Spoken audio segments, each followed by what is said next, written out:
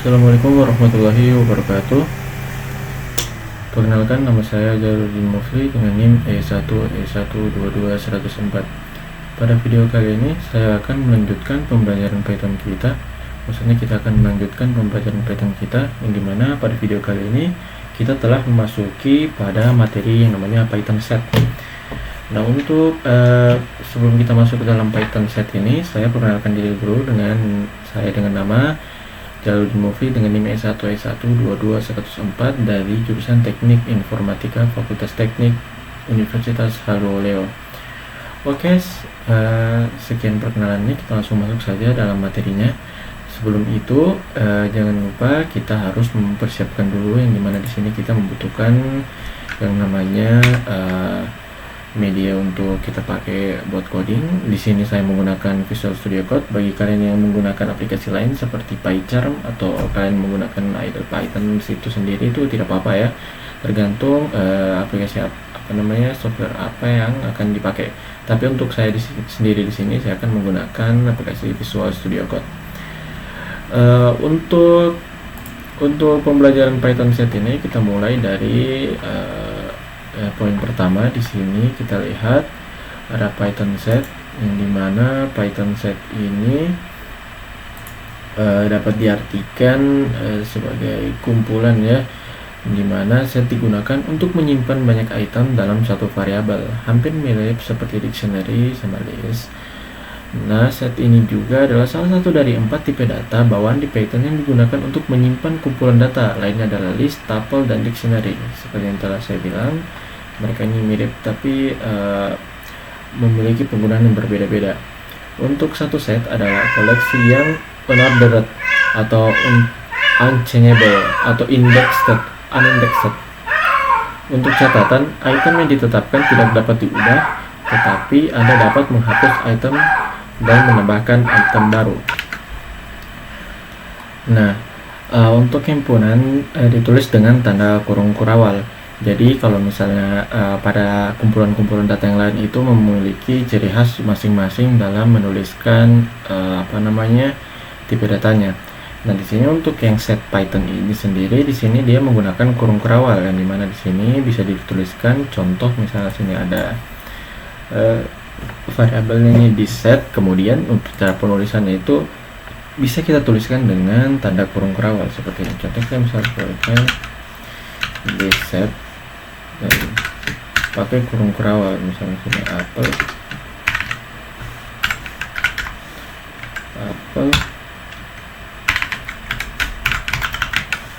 mangga,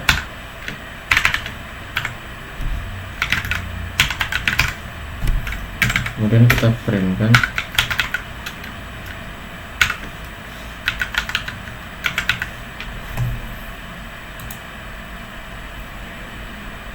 Maka bisa dilihat di sini akan keluar output seperti ini. Untuk pemanggilannya juga sama seperti kumpulan-kumpulan data yang lain. Untuk kumpulan tidak berurutan, jadi Anda tidak dapat memastikan urutan item yang mana akan muncul. Jadi untuk kumpulan data yang ini dia itu tidak tersort ya, tidak terurutkan. Jadi mungkin kalau misalnya kita ingin mengurutkan, kita bisa menggunakan metode lain. Kita bisa menggunakan sort atau yang lainnya. Untuk cara menetapkan item itu tidak berurutan dan tidak dapat diubah dan tidak mengizinkan nilai duplikat dan tidak dapat dipesan juga. Maksud dari tidak dapat dipesan di sini, tidak berurutan berarti item-item dalam suatu himpunan tidak memiliki urutan yang ditentukan. Item kumpulan dapat muncul dalam urutan berbeda setiap kali Anda menggunakannya dan tidak dapat dirujuk berdasarkan indeks atau kunci. Kemudian ada aturan lain yang dimana tidak dapat diubah juga. Item set tidak dapat diubah, artinya kita tidak dapat mengubah item setelah set dibuat. Oke. Setelah set dibuat, Anda tidak dapat mengubah itemnya, namun Anda dapat menghapus item dan menambahkan item baru. Kemudian di sini ada duplikat tidak diizinkan. Set tidak boleh memiliki dua item dengan nilai yang sama. Misalnya di sini kita mempunyai contoh, ada nilai duplikat yang sama di sini. Apelnya itu ada 2. Coba di sini saya tuliskan di sini apel. Kalau misalnya kita print kan, seperti ini. Maka nilai apel ini dia akan terduplikat. Di sini urutannya juga tidak berurutannya. Di sini apel, mangga, rambutan, apel. Di sini langsung rambutan, apel, mangga. Jadi di sini yang terbaca apelnya cuma satu. Apelnya cuma satu. Dia tidak mengizinkan duplikat. Tidak akan tertampilkan apelnya dua kali karena di sini untuk kumpulan data ini dia tidak mengizinkan yang namanya duplikat. Nah, untuk urutannya juga tadi yang telah disebutkan itu dia urutannya tidak menentu, dia tidak diurutkan. Jadi untuk outputnya itu dia akan keluar random seperti mangga, apel, rambutan, rambutan, apel, mangga, rambutan, seperti itu. Berbeda-beda. Catatan nilai true dan 1 dianggap sebagai nilai yang sama dalam kumpulan dan diperlakukan sebagai duplikat. Contoh, true dan 1 dianggap nilai yang sama. Di sini kita mempunyai nilai, misalnya di sini true, ada 1, kemudian ada 2. Contoh seperti ini. Kalau kita printkan seperti apa? Jadi di sini untuk nilai true dan 1 karena dia dianggap sama, maka dia kembali ke aturan yang pertama, maka dia duplikat tidak dapat diizinkan. Di sini dia akan terbaca cuma 1. Di sini satunya tidak terbaca dan cuma terbaca true. True 2, mangga, rambutan, apel. Apelnya terbaca cuma 1, true dan 1 dianggap satu kesatuan karena tidak membolehkan duplikat, maka yang terbaca cuma true dan kemudian sini ada 2. Seperti itu. Nilai false dan 0 dianggap sebagai nilai yang sama dalam kumpulan dan diperlakukan sebagai duplikat. Oke, sama seperti true yang tadi, yang dimana di sini kalau misalnya kita tuliskan false dan angka 0, maka dia akan diperlakukan sama. Dimana di sini dia cuma ditulis 1 dan yang lainnya itu akan digugurkan, akan tidak ditulis karena dianggap duplikat atau mempunyai satu kesatuan. Jadi seperti itu, true, false, seperti itu. Kemudian di sini ada dapatkan panjang satu set. Untuk menentukan berapa banyak item yang dimiliki suatu set, kita menggunakan fungsi LAN. Oke, untuk kita mengetahui seberapa banyak set yang di dalam sini, kita bisa menggunakan fungsi LAN, yang dimana di sini kita LAN. Misalnya di sini kita LAN, kita kopikan dulu ini, kita Ctrl X, kita tuliskan di sini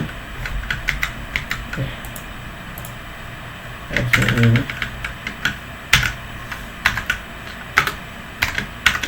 Nah, terlihat panjangnya di sini, datanya itu ada 6. 1 2 3 4 5 6 7 8 9. Kenapa di sini 9 dan di sini cuma ditulis 6? Karena ada beberapa data yang dianggap duplikat dan hanya dihitung sebagai satu kesatuan.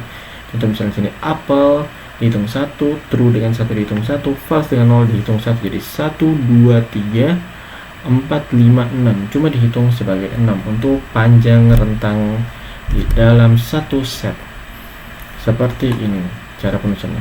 Untuk mengatur item, kita mempunyai beberapa pengaturan item dalam tipe data. Jadi kalau misalnya kita menuliskan sebuah set, misalnya ini, kita mempunyai aturan penulisan seperti pada set kumpulan-kumpulan data yang lainnya. Misalnya kita tuliskan set 1,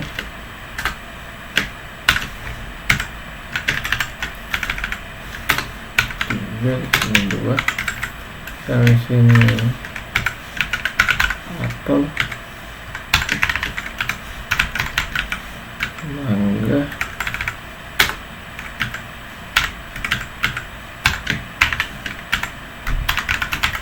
jambu. Kemudian sini ada 1 2 3 4 5 6.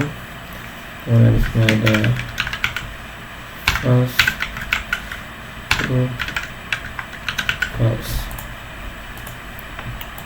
Ini kita belum tuliskan printnya, print dalam kurung set 1 2 3. Dan untuk print set 1, set 2, set 3,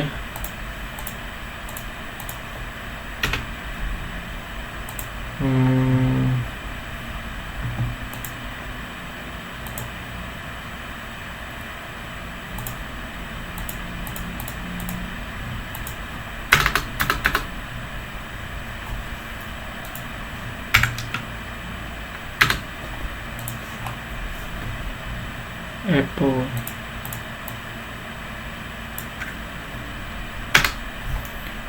Coba ini kita lihat dulu. Print set 1, set 2, set 3. Ah iya, sama saja. Kita sini.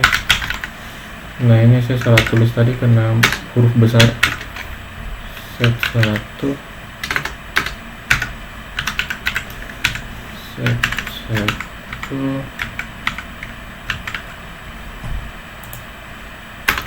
set 2, set 3. Kalau misalnya kita print kan, outputnya dia akan keluar seperti ini. Ini untuk tipe data string, penulisannya sama saja, kita menggunakan tanda petik 2 atau petik 1. Kemudian di sini ada yang integer, ini penulisannya sama saja seperti pada kumpulan-kumpulan data yang lain. Kemudian ada false, true, di sini ada tipe data boolean, penulisan juga sama seperti di penulisan-penulisan yang lain. Satu set dapat berisi tipe data yang berbeda-beda. Nah, jadi kalau misalnya kita mempunyai set seperti ini, kita bisa menuliskan beberapa tipe data di dalamnya. Contoh misalnya kita di sini ada ini, ada tipe data boolean, ada yang integer. Kita masukkan dalam sini. Nah, kita masukkan seperti ini. Sini ya, seperti ini. Dia tetap akan terprint false, true, 2, 3, 4, 5, 6, 1 itu duplikat, mangga, jambu, apel. Sini false-nya ada 2, maka terprint cuma 1 karena duplikat. Seperti biasa, kita harus mengingat peraturan yang di awal tadi ya. Seperti itu. Untuk penulisannya dalam satu set bisa terdiri dari beberapa tipe data yang berbeda-beda. Seperti itu.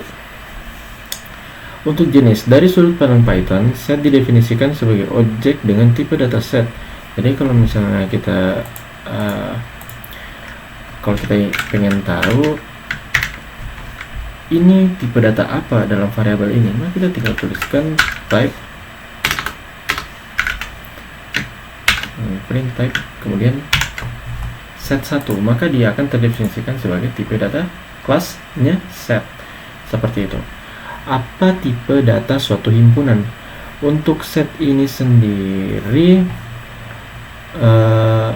ini cara untuk melihatnya pakai type. Kita menggunakan type untuk mengetahui apa sebenarnya variabel tipe data variabelnya ini. Seperti itu. Untuk set konstruktor, kemungkinan juga untuk menggunakan konstruktor set untuk membuat satu set. Untuk di set apple, cherry, banana, ini double round bracket. Oke, coba kita tuliskannya. Kita bisa menuliskan set itu pakai pakai double round. Jadi sini double round. Contoh kalau misalnya kita di sini kita tuliskan set, kita menggunakan double round seperti ini. Sebenarnya untuk isinya sebenarnya sama aja ya. Jadi mungkin ini kita kopikan saja. Kita menggunakan double round seperti ini. Sedangkan kalau kita printkan itu hasilnya tetap sama. Kita cuma menggunakan double round, tapi tetap sama saja ini set. Mungkin seperti itu. Untuk yang set konstruktor ini. Kemudian bagaimana untuk yang koleksi Python array? Ada 4 tipe data kumpulan dalam bahasa pemrograman Python, di mana sini ada daftar adalah kumpulan yang terurut dan dapat diubah, mengizinkan anggota duplikat.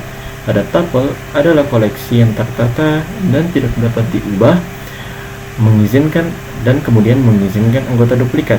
Set adalah koleksi yang tidak berurutan, tidak dapat dirubah dan tidak terindeks, tidak ada anggota duplikat.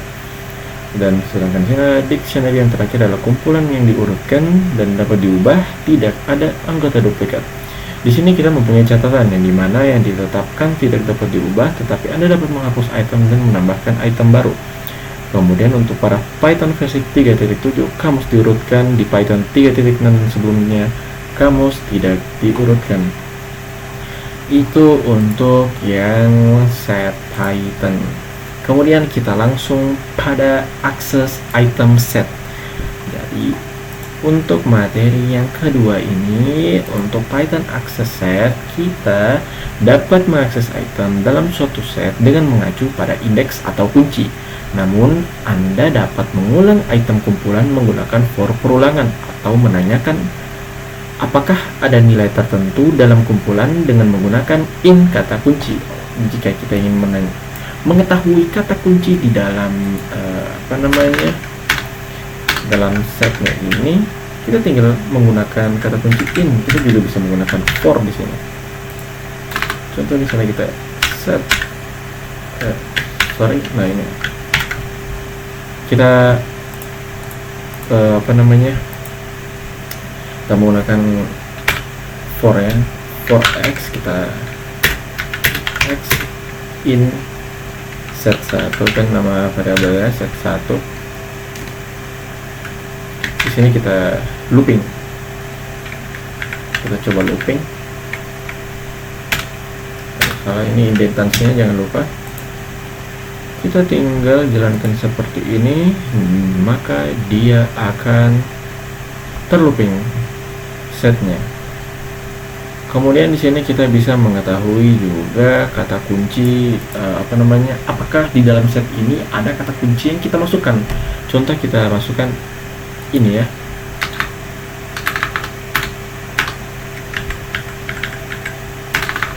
Aduh.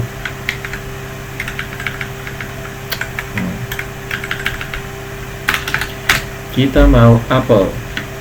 Coba kita apple in set 1 in kenapa di sini in set 1 kita printkan set. Nah, dia akan keluar output seperti ini, true, yang artinya di dalam set 1 itu terdapat apple. Karena di sini dalam set kita itu kita print apple in set 1, dia bilang true, artinya apple ini ada di dalam set.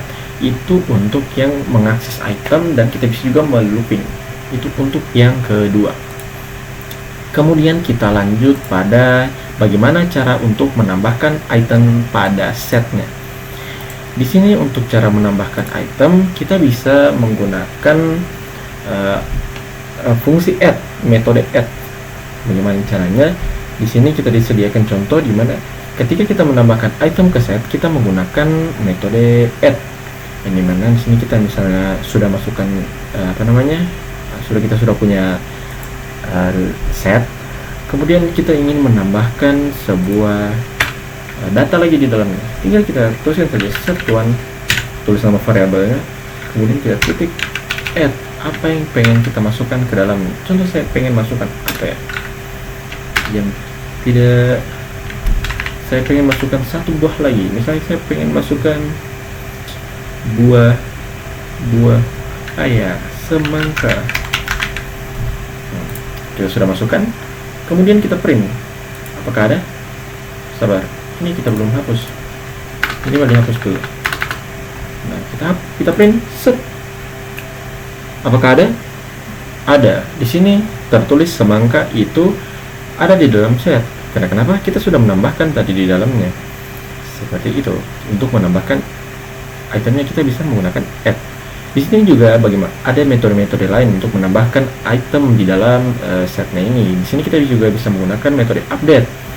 Kalau metode update, kita tinggal ganti saja ini. Add-nya menjadi update. Kita update. Misalnya di sini kita pengen update ini dalam set ini, dalam ini. Di set update untuk mendapatkan item dari kumpulan lain ke kumpulan set ini menggunakan update. Oke. Contohnya misalnya kita punya dua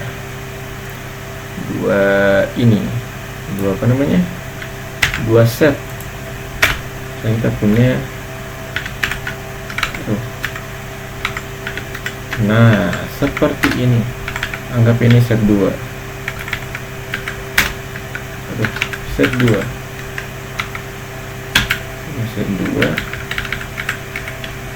kita Ctrl V, minimal dihapus, kita update set 1, kita update pakai set 2. Coba kita print kan, set. Nah, dia akan terupdate. Jadi ini set 1 dan set 2 itu akan tergabung, dia akan terupdate. Karena kita menggunakan kata kunci update untuk menambahkan apa-apa item yang di dalam topikal ke dalam set 1. Seperti itu. Bagaimana menambahkan semua iterable objek dalam update metode tidak harus berupa himpunan, dapat berupa objek apapun yang dapat diubah, tuple, daftar, kamus, dan lain-lain. Oke, jadi di dalam Jadi di dalam ini kita bisa mengupdate itu tidak harus set sesama set, list sesama list, tuple sama tuple, atau dictionary sama dictionary. Tapi kita bisa menggabungkan itu kumpulan data yang lain, misalnya list, di sini ada set digabungkan dengan yang dictionary. Contoh kita tes dulu. Nah, ini sudah masuk ya datanya, dimana di sini variabel yang 2 set 2 ini berupa tipe data yang dictionary digabungkan ke dalam set seperti ini. Itu dia bisa ya untuk menggunakan metode update. Itu untuk bagaimana cara menambahkan item set. Kita masuk pada bagaimana untuk remove item di dalam sebuah set. Kita menghapus item yang di dalam set. Untuk menghapus item dalam satu set ini kita menggunakan metode remove atau discard. Dua metode ini. Contoh misalnya di sini saya akan menghapus Kita remove dulu. Saya akan meremove di sini apple. Maka kita tinggal tuliskan apple di sini. Apple. Coba kita printkan set 1, maka ini harusnya dia terhapus. Nah, itu udah terhapus. Yang dimana sini apel, mangga, jambu, di sini tinggal terprint jambu sama mangga. Karena kenapa? Ya, betul sekali. Di sini telah kita hapuskan. Di sini set 1 remove, kita tuliskan sini apa yang kita ingin hapuskan, apel, dia akan terhapus menggunakan metode remove. Jika item yang akan dihapus tidak ada, remove akan menimbulkan error. Waduh, coba kita teskan. Kalau kita di sini remove mobil deh. Ini mobil kan harusnya tidak ada ya. Nah, dia akan error. Seperti apa yang dibilang di dalam dari pembelajaran kita ini. Kalau setnya tidak ada, dia akan menimbulkan error seperti itu. Kemudian juga kita bisa menggunakan metode discard. Sama saja seperti penulisannya remove tadi. Cuma penulisannya di sini discard. Saya kurang tahu ya apa perbedaannya ini discard sama remove itu dari segi penulisan dengan discard.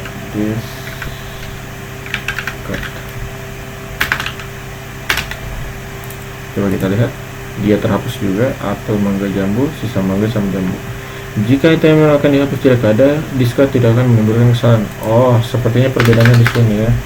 Kalau tadi yang remove itu akan menimbulkan error jika tidak ada, maka di sini biasa saja. Itu kan mangga, apel, jambu, padahal di sini di remove adalah mobil. Sedangkan mobil tidak ada di dalam setnya kita ini, maka dia tidak akan menimbulkan error. Anda juga dapat menggunakan pop metode untuk menghapus item, tetapi metode ini akan menghapus item secara acak sehingga Anda tidak dapat memastikan item apa yang akan dihapus. Nilai kembalian metode ini pop adalah item yang dihapus. Oke, berarti yang kita hapus ini itu akan terhapus secara random ya. Coba misalnya kita tuliskan di sini x sama dengan set 1 titik pop. Kalau misalnya kita hapuskan ini dia harusnya yang terhapus itu secara random ya. Coba kita lihat. Nah, di sini mangga sama apel. Apa nih yang terhapus? Jambu. Coba kita perhatikan lagi. Mangga sama apel, mangga sama apel, mangga sama apel, jambu sama mangga, jambu sama mangga, apel sama jambu, mangga apel, jambu mangga, apel jambu, jambu apel, jambu apel, jambu mangga, mangga jambu, apel jambu. Dia akan random ya, karena tidak ada di sini di aturan itu dia tidak menggunakan kata kunci apa yang akan dihapus. Kemudian di sini ada kumpulan tidak berurutan. Jadi saat menggunakan pop metode ini, Anda tidak tahu item mana yang akan dihapus. Ya, seperti contoh yang telah kita lihat di sini, kita tidak tahu item apa yang akan dihapus. Dia akan secara random saja. Metode clear ini mengosongkan set. Oke, jika tadi kita menghapus secara random, kemudian ada juga menghapus menggunakan kata kunci. Di sini kita bisa menghapus semuanya. Set 1 di sini clear. Ini dia harusnya udah kosong sih outputnya, tuh kan, setnya dia akan kosong karena dia menghapus semua setnya di dalam. Kemudian ada kata kunci del, kunci akan menghapus komponen sepenuhnya. Oke, sama seperti clear di sini, tapi kita menuliskannya seperti ini, del set 1. Kenapa tidak bisa ya? Del set 1.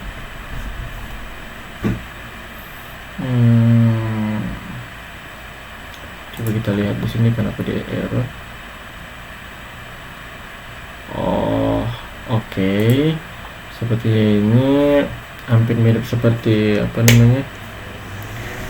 Seperti disket sama remove yang tadi. Di sini ada satu yang menimbulkan error, sedangkan yang satunya ini tidak menunjukkan error karena di sini datanya sudah dihapus.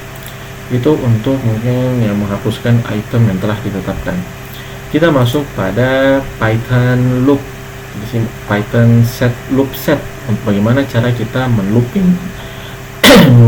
kumpulan data yang bertipe set ini sendiri. Untuk melooping, sepertinya tadi di awal kita sudah coba-coba tipis-tipis bagaimana untuk melooping sebuah set. Sepertinya tidak jauh beda dengan set-set yang lain ya. Apa namanya, kumpulan data yang lain. Di sini kita tinggal menggunakan for saja. Tunggu, kita misalnya ini kita for set for x in set 1, kemudian x ini tinggal printkan x saja, dan x jangan lupa indentasi. Udah sih segini aja. Ini harusnya udah terlooping. Kalau kita ke bawah set 2, kalau kita it's not diff. Oh ini, nah ini harusnya terlooping juga sih, tuh kan. Jambu apel mangga false true false, false true false. Ini kenapa dia double? Karena ini beda tipe ya, ini dictionary, yang ini set.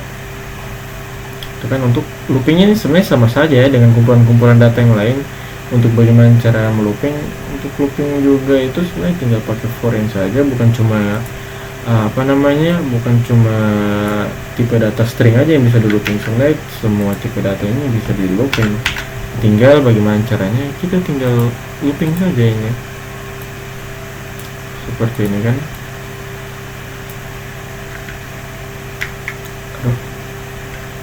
Cara kembalinya gimana ya? Kontrol V lagi, set. Kita sini kontrol ini, kontrol C, kontrol V. Nah ini ada perbedaan looping pasti nih. False true 2, 3, 4, 5, 5 apel 6 mangga jambu. Sini ada apel mangga jambu ini terurut, kemudian ada yang double, kemudian terurut lagi. Ini membedakan perulangannya apa namanya berdasarkan kumpulan data yang dipakai. Tapi untuk perulangannya sebenarnya sama saja. Ini cara penulisan juga sama, pakai for x in set 1. Itu sebenarnya sama saja ya, tidak ada yang jauh berbeda dengan set kumpulan-kumpulan data yang lain seperti list, tuple, dictionary, seperti itu. Sebenarnya sama-sama aja. Kemudian kita masuk pada Python join set. Di sini kita sudah masuk di join set. Untuk bergabunglah dengan dua set. Ada beberapa cara untuk menggabungkan dua set atau lebih menggunakan Python. Anda dapat menggunakan union, metode yang mengembalikan kumpulan baru yang berisi semua item dari kedua kumpulan, atau metode update yang menyisipkan semua item dari satu kumpulan ke kumpulan yang lainnya. Misalnya di sini kita ada contoh. Metode union mengembalikan satu set dengan semua item dari kedua set. Kita tuliskan dulu. Di sini kita sabar ya, ini saya hapus dulu. Kita sisahkan 1-2 tipe data yang berbeda. Kemudian ini kita ganti dengan dictionary, kita ganti ini. Kemudian kita gunakan union kan. Kita set 3. Ini kita gabungkan, jadi ini set 3. Set 3 sama dengan set 1 union set 2. Mungkin seperti ini penulisannya. Terus kita printkan set 3. Apakah benar? Nah, sepertinya sudah benar. Oke, dia akan tergabung. Dia membuat variabel baru, yang dimana variabel baru ini penggabungan dari dua variabel yang berbeda dibanding set 1 dan set 2. Itu untuk menggabungkan dua buah set. Kemudian di sini kita bisa menggunakan metode update seperti yang tadi kita coba. Kalau misalnya di sini set 1, tinggal kita menggunakan metode update ini. Kemudian kita tuliskan di sini set 1. Ini dia akan terupdate. Tuh kan? Sama saja. Untuk yang set 1, di sini ada catatan, keduanya union dan update akan mengecualikan item duplikat apapun. Oh iya, seperti yang telah kita ketahui tadi, untuk yang set ini dia tidak mengizinkan sebuah duplikat ya. Jadi dia akan akan menganggap satu kesatuan ketika ada satu tipe ada yang duplikat gitu. Di sini simpan hanya duplikatnya. Metode ini intersection update hanya akan menyimpan item yang ada di kedua set. Index intersection hanya menyimpan item yang ada di kedua set. Contohnya apa ini? Oh, saya mengerti. Contohnya begini. Kita masukkan dulu di sini. Kita copy.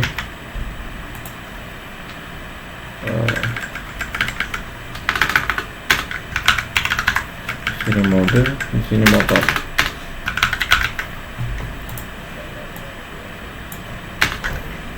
X intersection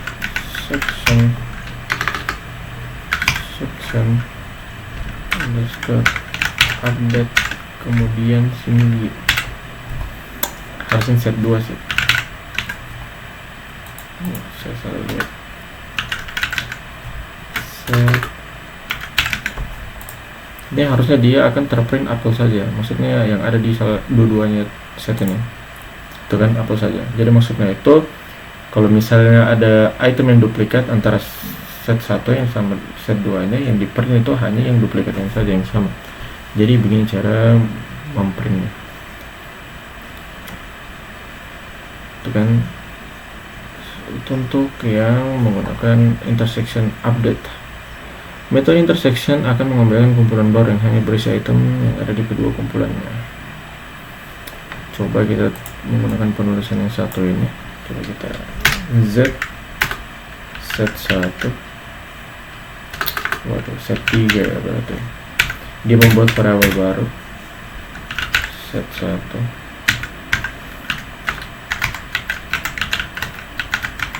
Intersection set 2.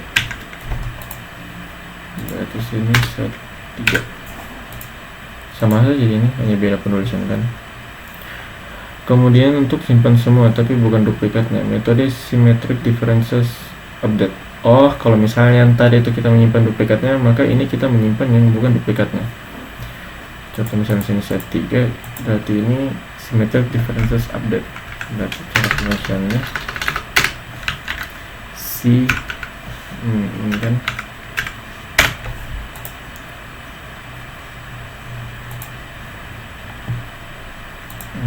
sabar.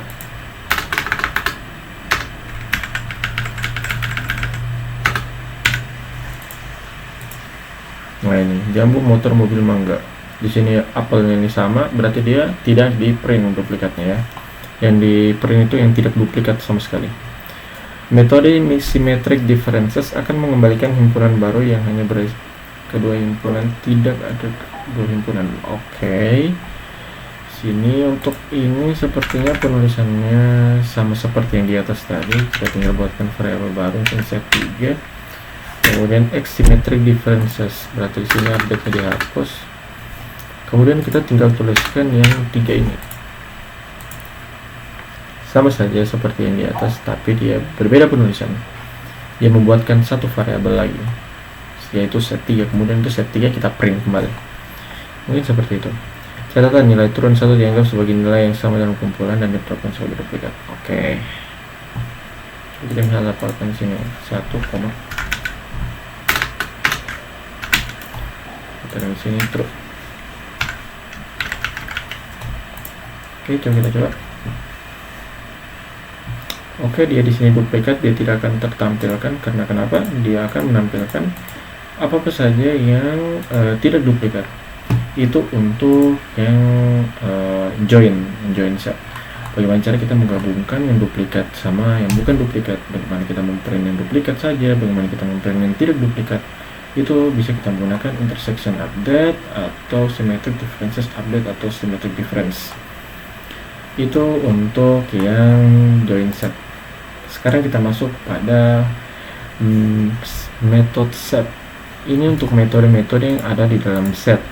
Untuk metode-metode yang dalam set ini seperti yang telah kita bahas, ini sebenarnya ada metode add, clear, copy, difference update, ada discard, intersection update, is disjoint, is subject, is superset, pop, remove, symmetric difference update, union update.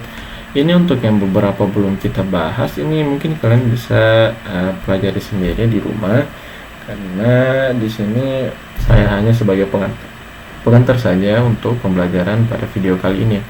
Untuk yang add ini kita sudah belajar tadi, di mana di sini kita bagaimana cara untuk menambahkan elemen dalam suatu set. Dan untuk clear di sini, di mana kita akan meremove semua elemen yang ada di dalam satu set, jadi semua itu akan terhapus. Dan untuk yang copy itu mungkin seperti video-video selanjutnya, itu kita menduplikat sebuah set. Kemudian sini ada difference, itu apa namanya,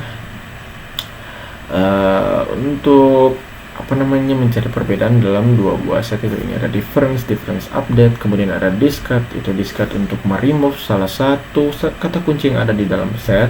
Kemudian ada intersection update, itu bagaimana cara kita memprint yang duplikat saja. Ada is disjoint, sini kita belum bahas. Is subject, is superset. Kemudian ini ada pop, di mana sini kita menghapuskan sebuah data, tapi datanya sini random karena kita tidak menuliskan sebuah kata kunci. Dan kemudian di sini ada remove, yang dimana sama saja seperti discard tadi, tapi untuk perbedaannya itu ada satu yang menuliskan kata error, yang dimana kita menuliskan kata kuncinya tidak ada di dalam sebuah set, maka dia akan menuliskan error. Itu perbedaannya. Kemudian di sini ada symmetric differences dan symmetric difference update, yang dimana di sini kita akan memprint yang dimana itu bukan duplikat saja. Jadi yang untuk duplikat itu, mohon maaf, itu tidak akan terprint di akhir karena di sini kita menggunakan symmetric difference. Kalau misalnya kita tidak menggunakan symmetric difference untuk metode ini, maka dia akan terprint duplikatnya, tapi hanya itu salah satunya saja. Tapi kalau kita menggunakan ini, maka duplikat sama sekali tidak terprint, cuma yang tidak terduplikat saja. Kemudian di sini ada union dan update, di mana di sini kita bisa menggabungkan dua buah set yang berbeda, yang dimana di sini kita perbedaannya dalam keduanya ini kita ada satu yang menggunakan variabel baru lagi, jadi satu variabel itu isinya dua set yang sudah berbeda ini, dan kemudian ada satu menggunakan variabel yang asalnya kemudian digabungkan saja dengan variabel yang keduanya. Mungkin itu saja untuk metode-metode yang ada di dalam metode set ini. Untuk memantapkan skill kalian, kawan-kawan sekalian bisa menggunakan, di sini ada set exercise. Di sini ada set exercise ini, di mana di sini kita menggunakannya ini untuk melatih skill kalian ya. Print, kemudian di sini fruit. Di sini kita sini fruit. Add method orange.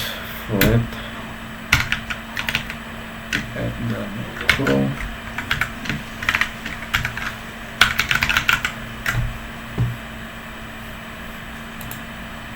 Waduh, kok saya salah ya?